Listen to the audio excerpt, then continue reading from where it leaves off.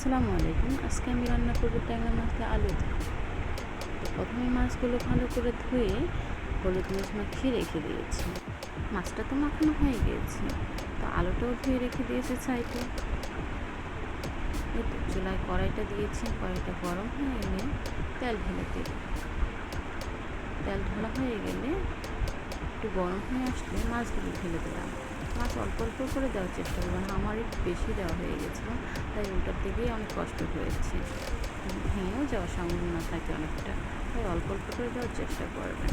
মাছগুলো হালকা হালকা করে ভাজার চেষ্টা করবেন, বেশি ভাজলে অবশ্য তরকারিটা মজা হয় না, খুব হালকা করে ভাজলেই ভালো হয়। এই তো আমার মাছগুলো প্রায় শেষের দিকে দেখুন, মাছগুলো আমি হালকা করে ভাজা দিয়েছি। এবার সেই কড়াইতে আলুগুলো ঢেলে দিলাম। আলুগুলো হালকা করে সটেট করবো, মানে হালকা করে ভাজবো। হালকা হালকা করে ভাজতেছি, ভাজা প্রায় হয়ে আসছে। এই তো প্রায় হয়ে আসছে। আপনি একটু নেড়ে চেড়ে নেবেন ভালো করে।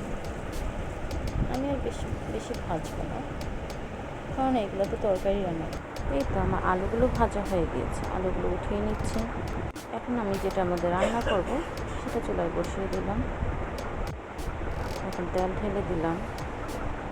আমার তেলটা একটু কম হয়ে গিয়েছে, আমি পরে দিয়ে নিয়েছি।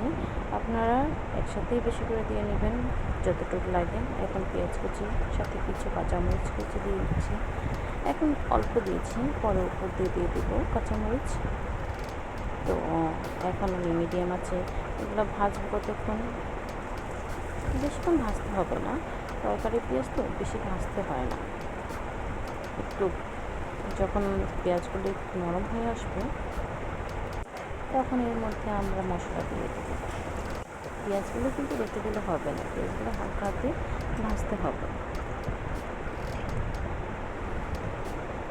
আমার পেঁয়াজ প্রায়ই হালকা ভাজা হয়ে আসছে।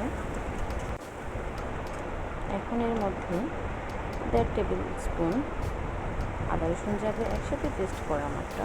আপনারা চাইলে আলাদা আলাদা দিতে পারেন।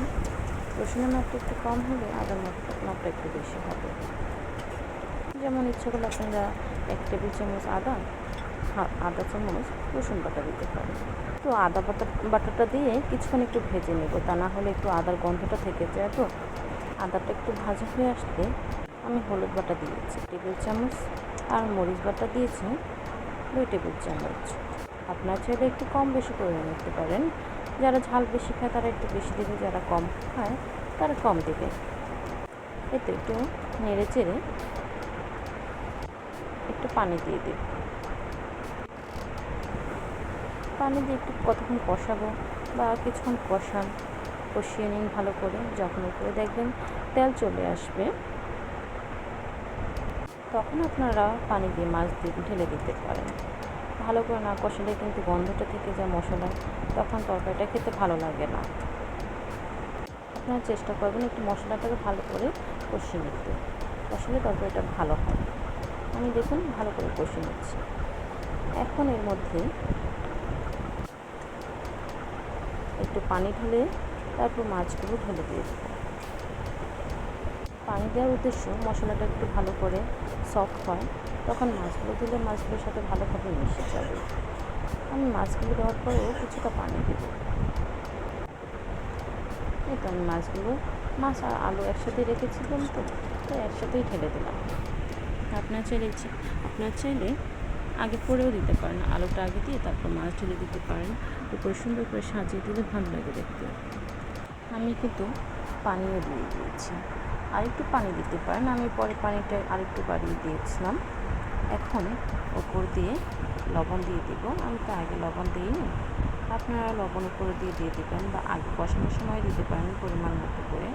এখন আমি লবণ দিয়ে দিলাম স্বাদ মতো। স্বাদ মতো লবণ দিয়ে ভালো করে একটু মিশিয়ে দেব, যাতে সব জায়গায় যেন লবণটা ঠিকঠাক মতো থাকে। এটা আমার দেওয়া হয়ে গেল।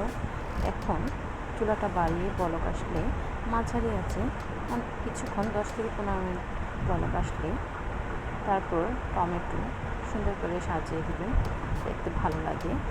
উপর দিয়ে কাঁচামরিচ দিয়ে দিলাম, তারপর ধনেপাতা দেব, আমি হাত দিয়ে ছিঁড়ে দিয়েছি ধনে পাতাগুলো। আপনারা বটিটা দিয়ে বা চাকু দিয়ে আপনার ভালো করে সুন্দর করে কেটে তারপর উপর দিয়ে ছিটিয়ে দেবেন। ইচ্ছে হলে আপনারা জিরেও দিতে পারেন। এই তো এখন একটু কমিয়ে, মাঝারি থেকে আরেকটু কমিয়ে এটাকে কিছুক্ষণ জাল দেবেন। যখন দেখবেন শুকিয়ে আসছে তরকারিটা, তখন নামিয়ে নেবেন। এই তো আমি নামিয়ে নিয়েছি।